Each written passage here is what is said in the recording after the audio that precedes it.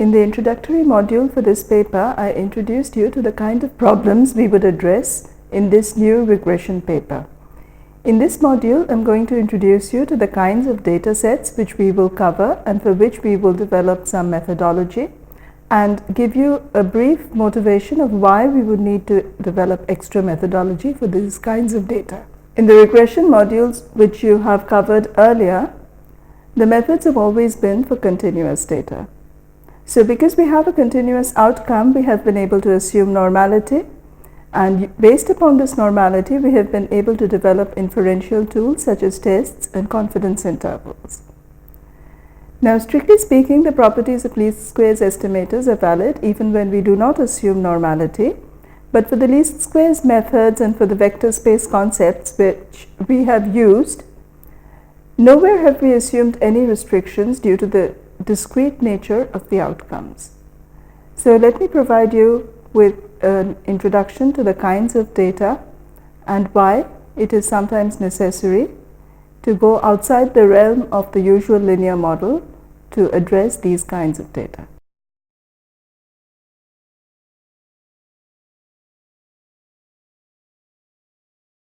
In regression 3, we will primarily develop methods for discrete data.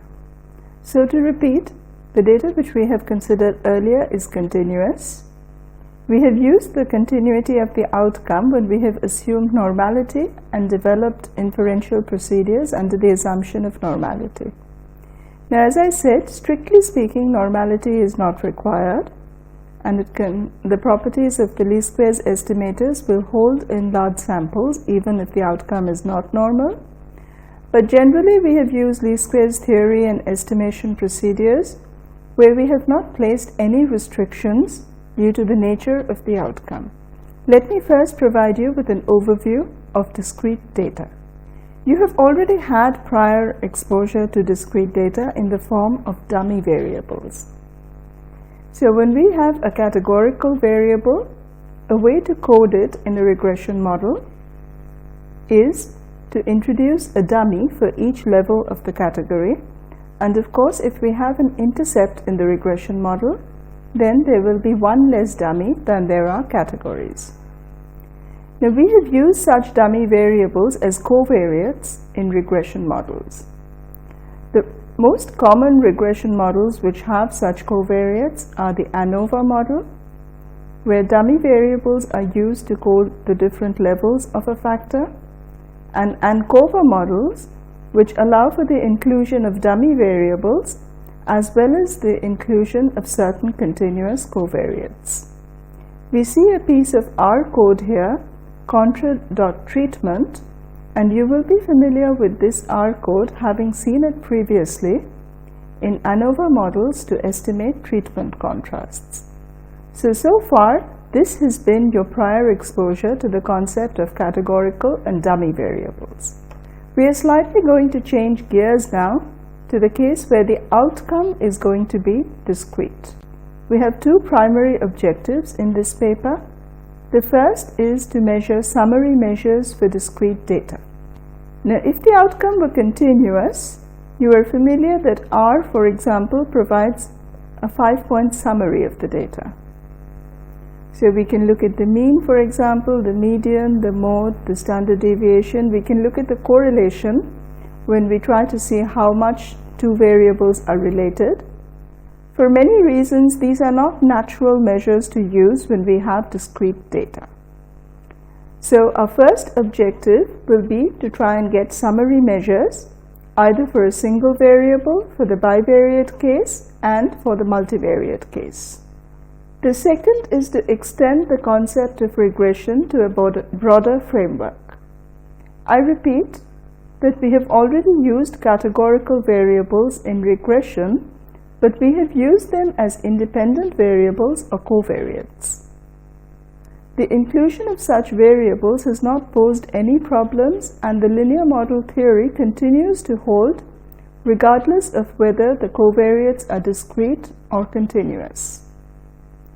However, in this case, our outcome variable is going to be discrete, and as we shall see in the subsequent modules, this poses many challenges to the techniques of regression, and it is necessary to develop a broader concept of regression which allows for discrete as well as continuous outcomes. So these are the two primary objectives which we will address in this paper. A very famous dataset from R, in fact the faraway library in R, is the O-rings data. Now you may be familiar with the Challenger disaster in 1986. The Challenger space shuttle exploded a few minutes into its launch and killed all members of the crew on board. This was a major disaster and it led to a hiatus in NASA projects for many subsequent years. It turns out that a possible culprit could have been the O-rings. Now there are two boosters in the space shuttle, and in each booster there are 3 O-rings. It turns out that these O-rings had been tested at a temperature which was different from the temperature of the launch, and there had in fact been prior suspicion that the O-rings could fail at the time of launch and jeopardize the space shuttle. Now what I want you to notice from here is that our outcome is the probability of damage, or in the sample sense, the proportion of damaged O-rings. So the proportion of O-rings out of the 6 which are damaged. In this plot, which we shall revisit in subsequent modules, I have applied a linear model without going into any new methodological considerations. I have tried to model the probability of damage as a function of temperature and to see whether we could indeed have predicted the failure of the Challenger launch. Takeaway message from this slide is that the plot does not look too satisfactory, and one very alarming feature is that if we try and extend the temperature sufficiently backwards, we get an estimated probability which lies outside the range of 0 and 1. So I hope this provides you with some motivation for both the fact that we can have a discrete outcome for some data sets, in this case it is a proportion, and that if we apply the linear model in a blind fashion to this data set, the results will not be satisfactory. Here is another famous example from R. It is the baby food data set from the faraway library in R. So we are looking at 2 groups, boys and girls, and whether or not they have been fed with only the bottle, they have been given some breast milk with supplement, or they have been fed only breast milk. Again, the entries which you see in each cell are proportions. So this should provide you with a natural introduction to a case of categorical data. In this case, we have a 2 by 3 classification, that is, we have 2 variables, one of which has 2 categories and the third has 3 categories. In each cell, the entries are proportions as before. Whenever we collect data in an observational study, it is very rare that we collect data on only 2 variables. In any real-life phenomenon, there are always multiple variables which can affect the outcome, and in some subsequent module, we will briefly consider the idea of confounders and why it is necessary to control for them in our analysis. For now, confounders are a third variable which is independently associated both with x and with y. So in this case, our natural consideration for x is treatment, which can take 2 forms, A and B. Our natural consideration for y is the response, which could either be a success or a failure. My confounding variable is clinic. So the data has been collected from 2 clinics, which I have labeled as 1 and 2. The reason we are concerned about clinic is that it is possible that clinic is associated with treatment, in the sense that there may be more preference for a particular treatment in a particular clinic, and clinic may or may not also be associated with response, in the sense that a certain clinic might have a higher response probability. In this case, if we consider the association between treatment and response and ignore clinic, it is possible that we may either get a spurious association or we might get an association which is masked due to the fact that we have ignored clinic. Such variables are confounders, and controlling for confounders will be an important part of our analysis. Extending the concept of binary or binomial data, here is an example of multinomial data. Now you are all familiar with the multinomial probability mass function, which arises when we are trying to allocate n individuals to k fixed categories. So here the data has again three variables. One is center, one is treatment, and one is response. If I assume that the sampling design which has been used is multinomial sampling, then we have 8 into 2 categories. We may want to consider a regression problem for this kinds of data, and it will be necessary to extend the concept of regression to the case where we have a multinomial outcome. Let me provide you with another multinomial data set. So in this case, I have observed two variables. The first is the highest degree which one has studied. This has been categorized as less than high school or junior college, or bachelor or graduate. Along the columns, I have considered the variable religious beliefs. This could be fundamentalist, moderate, liberal. The source of this data is the General Social Survey of 1996 conducted by the National Opinion Research Center. This dataset has been studied by both Agresti and Faraway. Let me consider yet another example of multinomial data. Here, along the rows, we are considering income in dollars, which has been split into 4 categories.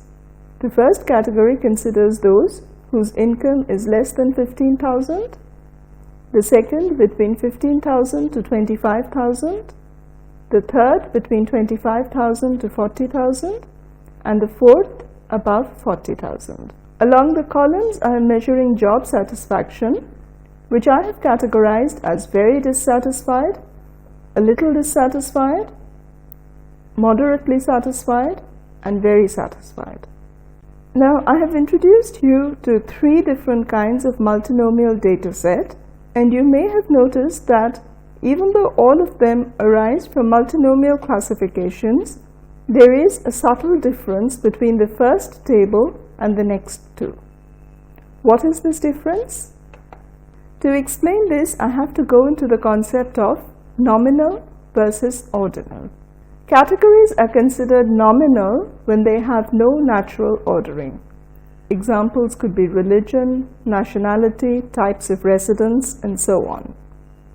Such categories can arise in the social sciences, in econometrics, in biostatistics, and so on. Ordinal variables are those variables whose categories have an ordering, and in fact, the ordering should be a natural one. So examples are preference, education, smoking. It should be obvious to you now then that the variables which we have considered in the first table is a nominal one. We have considered clinic, and there is no natural ordering of clinic. The numbers 1, 2, 3, etc. I have chosen are arbitrary ones, and I might as well have reordered or chosen a different set of numbers. The categories are thus nominal categories. However, when I look at education, or when I look at preference, or even when I discretize income into income classes, the categories are now considered ordinal variables. Why is this important?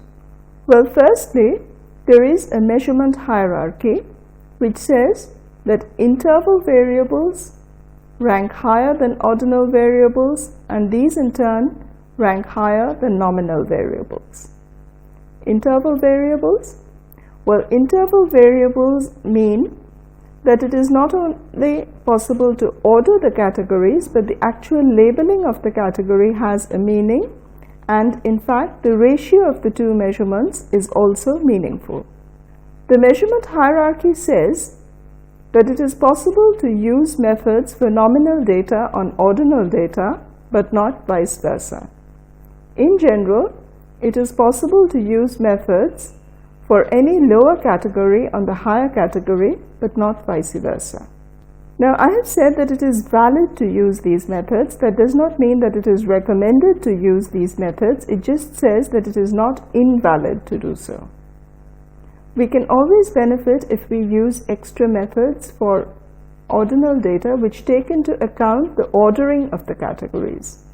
The reason is that we can now answer additional questions. For example, we could quantify something like the average preference, and we could also look at trends in preference. So, for example, in which direction does political belief change with change in schooling? Does it increase with schooling or does it decrease with schooling? Because there is an ordering of these categories, it is possible to raise and answer these extra questions. Nominal versus ordinal. I have already mentioned the distinction between ordinal and interval or ratio variables. In case of ordinal variables, we are able to order the categories, but the categories by themselves have no absolute meaning. In case of interval or ratio variables, the actual measurements are meaningful, and so is the ratio between the measurements. Now note that the same underlying concept could be measured in alternative ways, as either an interval or ratio variable, or as a nominal one, or as an ordinal one. So, for example, I could try and quantify education using the number of years of schooling, in which case I have used an interval or ratio variable. I could quantify it as private versus public, in which case I have used a nominal classification, or I could consider it as ordinal by categorizing it as primary, secondary, graduate, or postgraduate. The relevance of the definition depends on my problem and the question which I am hoping to answer. Changing gears, another type of variable which will constitute a major part of this paper are counts. Now, we have seen counts in the context of the Poisson process and the Poisson distribution. So, we know that when we have a rare outcome which is being measured over time, for example, mutual intervals are non-overlapping and so on, we have a process which is called the Poisson process. And we also know that when we are observing events which occur over time or over space, the natural PMF in many cases is the Poisson PMF, which is given on this slide. So, some examples of Poisson variables which have been made famous by R. The first is the number of species of turtle. This occurs in the Gala dataset in R, and it refers to the number of species of turtle on an island in the Galapagos Islands. The second is the number of seizures. So, there is a famous dataset which looks at progabide and the number of seizures for the longitudinal datasets in R. A third could be the number of accidents, where we might be looking at the number of accidents of a particular type which occur daily in a specified region. This brings us to the concept that the natural metric to consider may not always be counts, but in some cases it might be rates. So, we might wish to standardize the counts and look, for example, at the incidence rate of lung cancer, the mortality and morbidity rate, the fertility rate, the number of accidents per capita, the number of earthquakes per capita. So, all this happens when we are comparing counts which arise in different geographical populations. So, for example, mortality and morbidity of different countries, which would differ simply because the size of the countries are different and not due to the change in the intensity at which mortality and morbidity occurs. In this case, we want to nullify the effect of size, and we can do this by modeling the rate and not the actual count. There is also something called an over-dispersed count. Now you know that for the Poisson distribution we assume that the mean is always equal to the variance. But it is not necessary that whenever we have a count, the mean and the variance will always be the same. So the question arises, what we could do in such a situation? The answer is that we can fit something which is somewhat close to a Poisson regression, but which allows for the fact that variance of y is equal to some parameter phi e of y. By default, phi is assumed to be 1 and we have the Poisson distribution, but it is not necessary that it will always be so, and in fact we can see from the outcome that the estimate of phi given here, which has been mentioned as dispersion parameter for the Poisson family, has been estimated as 31.749, which is considerably different from 1, and hence we have a situation of something which can be referred to as over-dispersed counts. Now, as we do not know any ready-made PMF for counts which allow the mean to be different for the variance, this is one area which we will study further in this paper. So finally, a quick mention of the generalized linear model.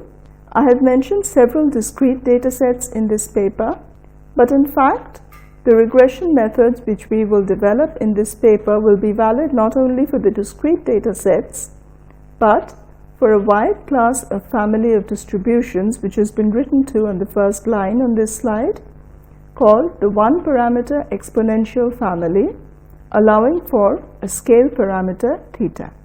We shall define something called a linear predictor, which we shall refer to as eta, which sums up the effects of the covariates, and we shall also define something called a link function, which in turn will relate the expectation of the distribution to these covariates.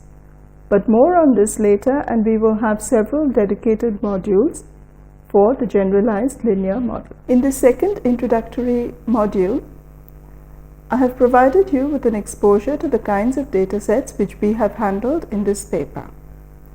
We have seen binomial data. We have seen that this data can be of various types. It can be extended to general categorical data. Categorical data again is not unique. It can be of many types. So for example, for a 2 by 2, that is a 2 variable classification, we could have ordinal variables, we could have nominal variables. We have also seen that we may have counts, and even for counts, whereas we have always assumed that a Poisson distribution will hold in the past, there are certain cases where the Poisson distribution is not immediately applicable, as in the case of over-dispersed counts. Finally, we have seen the motivation of a concept called the generalized linear model, and in subsequent modules we will see that this can be used as a tool to handle discrete data, and not only to handle discrete data but to handle a large family of distributions, of which the linear model will be a special case. However, the methods will also be applicable for all the discrete kinds of data sets which we have seen in this module.